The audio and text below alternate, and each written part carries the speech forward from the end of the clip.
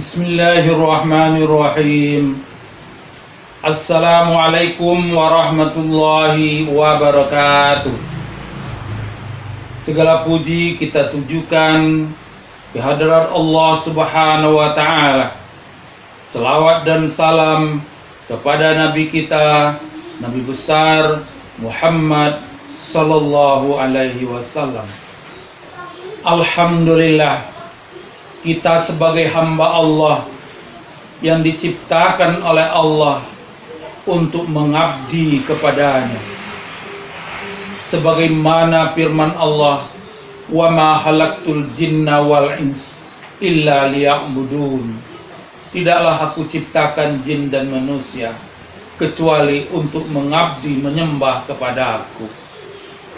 Dalam soal kita menyembah kepada Allah, di dalam surat Al-Fatihah kita 17 kali dalam sholat fardu kita mengucapkan iyyaka na'budu wa iyyaka nasta'in. Hanya kepada Engkau kami menyembah ya Allah, hanya kepada Engkau kami minta tolong. Prinsip di dalam iyyaka na'budu, prinsip di dalam menyembah Allah Subhanahu wa Ta'ala, ada dua prinsip makbul, amal yang makbul yang diterima oleh Allah Subhanahu wa Ta'ala, atau kita sebut dua sendi amal yang makbul. Amal ibadah itu baik yang sifatnya mahdho maupun yang ghairu mahdho, semuanya haruslah dengan dua sendi amal makbul itu tadi. Allah Subhanahu wa Ta'ala membimbing kita di dalam firman-Nya, surat Al-Kahfi ayat 110. A'udzubillahi minasyaitonir rajim. Bismillahirrahmanirrahim. Qul innama ana basarum mislukum yuha ilayya annama ilahukum ilahun wahid. Faman kana yarju liqa'a rabbih falyamal amalan shalihan wala yusyrik bi ibadati rabbih ahada. Katakanlah, sesungguhnya aku ini hanya seorang manusia seperti kamu yang diwahyukan kepadaku, bahwa sesungguhnya Tuhan kamu itu adalah Tuhan yang Maha Esa. Barang siapa yang mengharap perjumpaan dengan Tuhannya, maka hendaklah dia mengerjakan amal soleh, dan janganlah dia mempersekutukan seorang pun dalam beribadah kepada Tuhannya. Allah Subhanahu wa Ta'ala berfirman kepada Nabi Muhammad sallallahu alaihi wasallam, katakanlah kepada kaum musyrik yang mendustakan kerasulanmu wahai Muhammad, sesungguhnya aku ini hanyalah seorang manusia, tetapi aku diberi wahyu oleh Allah Subhanahu wa Ta'ala, seperti yang disampaikan di atas tadi. Barang siapa yang menyangka aku dusta, maka mana mungkin aku ini dapat menerangkan apa yang kalian minta. Nah, ini penjelasan ayat awal 110 ini. Kalau aku kalian sangka pendusta, tidak mungkin aku dapat menjelaskan tentang kisah yang kalian minta. yaitu seperti kisah Ashabul Kahfi, kisah Zulkarnain. Itu yang kalian minta. Kalau aku bukan Rasul, mana mungkin aku dapat menjelaskan. Apa yang kujelaskan tentang Ashabul Kahfi, tentang Zulkarnain, itu adalah wahyu dari Allah Subhanahu wa ta'ala. Oleh karena itulah aku bisa menjelaskan kepada kalian. Sebagai bukti aku ini adalah Rasul yang Al-Amin. Bukti Tuhan kami adalah Maha Esa, Maha mengetahui. Oleh sebab itu, kita harus yakin kepada Allah Subhanahu wa ta'ala. Maka selanjutnya ayat ini menjelaskan kepada kita, jika seseorang benar yakin kepada hari akhirat, tentu dia yakin akan bertemu dengan Allah untuk menerima balasan pahala dan balasan amal-amal yang soleh, yang baik balasannya. Faman kana yarju liqa'a rabbih falyamal amalan sholihan.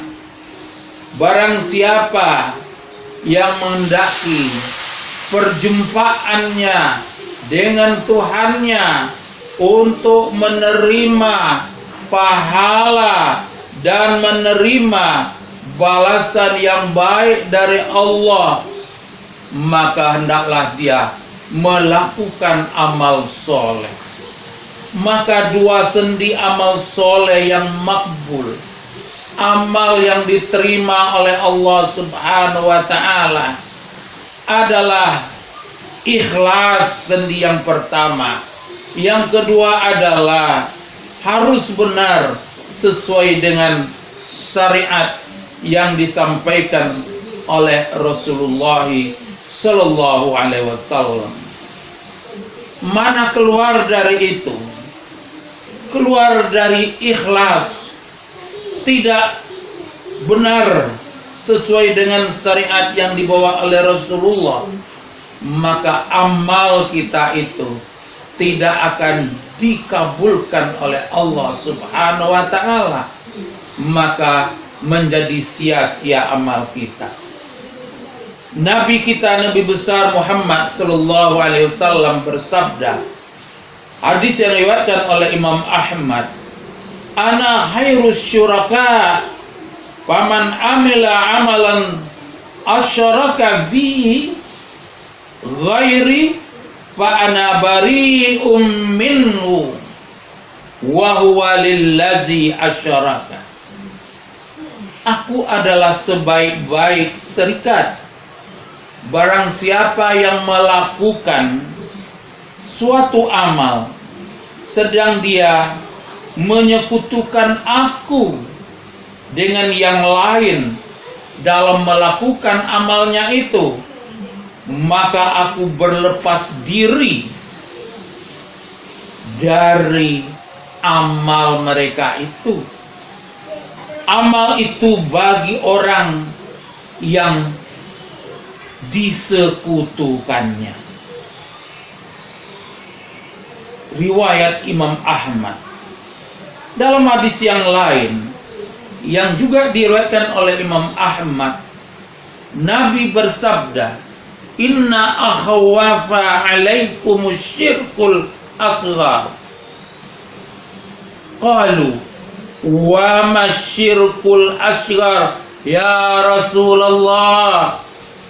Qala ar-riya'u yaqulullahu yaumal qiyamah iza jazan nasu bi a'malihim izhabu ilal ladzina kuntum tura'una fid dunya fanzuru hal tajiduna indahum jaza.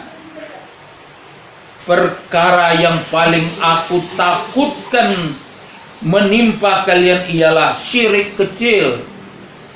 Para sahabat bertanya, "Ya Rasulullah, apakah syirik kecil itu?"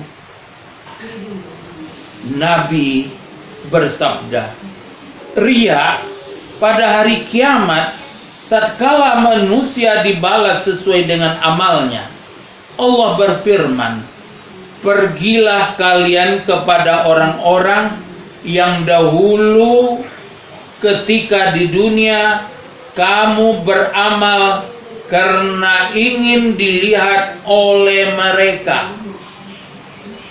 Lihatlah apakah kamu memperoleh balasan dari mereka." Ini adalah dampak daripada amal yang bersifat riya. Waktu di akhirat nanti Allah mempersilahkan, silahkan kalian minta balasan kepada orang yang kalian jadikan sekutu aku dalam beribadah. Na'udzubillahi min dzalik. Bahkan saudara-saudara, ternyata bisa saja kita menunaikan sholat berdampak sebagai melecehkan, menghina Allah Subhanahu wa ta'ala. Karena apa? Karena kita itu bersikap riya. Dalam sebuah hadis yang bersumber dari Ibnu Mas'ud, Nabi bersabda, "Man ahsana sholata haitsu yarahun nas wa asaaha haitsu yakhlu fatilka istihanun biha rabbahu azza wa jalla." Barang siapa yang membaguskan ibadah sholatnya karena dilihat manusia, dia bagus-baguskan sholatnya di depan manusia, dan memburukkannya karena tidak ada orang yang melihatnya, maka sholat itu, sholat yang dikerjakan dalam bentuk itu tadi, merupakan penghinaan kepada Allah Subhanahu wa ta'ala. Dia meremehkan Tuhannya dengan melakukan pelecehan dalam ibadah sholat itu. Tentu kita berlindung kepada Allah Subhanahu wa ta'ala. Semoga ibadah kita selalu berlaku bersifat ikhlas, dan ibadah sholat kita hendaklah selalu ittiba, sesuai benar dengan syariat yang telah dituntunkan oleh Rasulullah Sallallahu Alaihi Wasallam.